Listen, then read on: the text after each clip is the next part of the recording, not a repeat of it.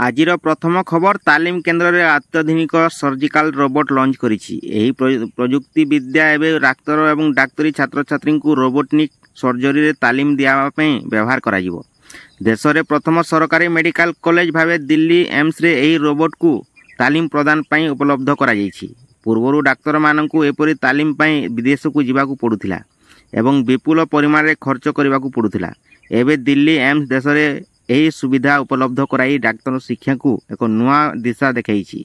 स्वास्थ्य सेवा एवं आधुनिक सर्जरी प्रजुक्ति विद्या को सुदृढ़ करने दिगरे यही पदक्षेप को गुरुत्वपूर्ण बोली विवेचना करा जायछि। परवर्ती खबर प्रधानमंत्री नरेंद्र मोदी जन्मदिन में ओडिशा रेकर्ड। कोटिएरु ऊर्ध्व वृक्षरोपण कर गिनीज बुक रेकर्ड कला ओडिशा। आज पूर्वाह्न एकाम्र कॉलेज परिसर राज्य स्तरीय कार्यक्रम शुभारंभ करिले मुख्यमंत्री। दिन 1:30 मुख्य संख्या छुईथिला 75 लाख चारा रोपण आउ दुईटा संख्या पार होइतिले कोटिए। प्रधानमंत्री मोदी 75तम जन्मदिन उपलक्षे 75 लाख वृक्षरोपण पई राज्यव्यापी कार्यक्रम हाथ को नेतिले सरकार। आज संध्या 5टा सुधा कोटिए 49 लाख ऊर्ध्व चारा रोपण करी पारिछि ओडिशा।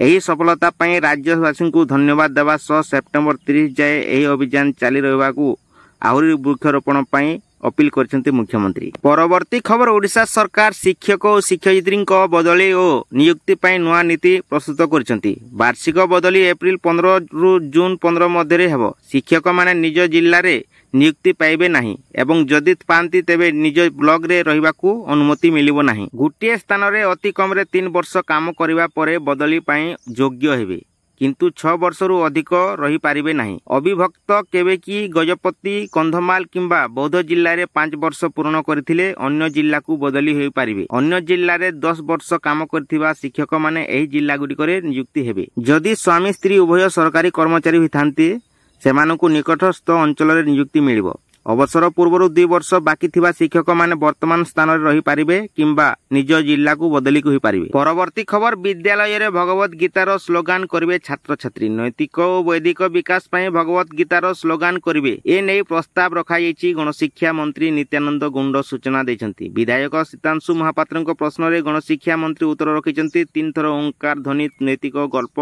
तथा शांति मंत्र पाठ पई प्रस्ताव रखा जायछि।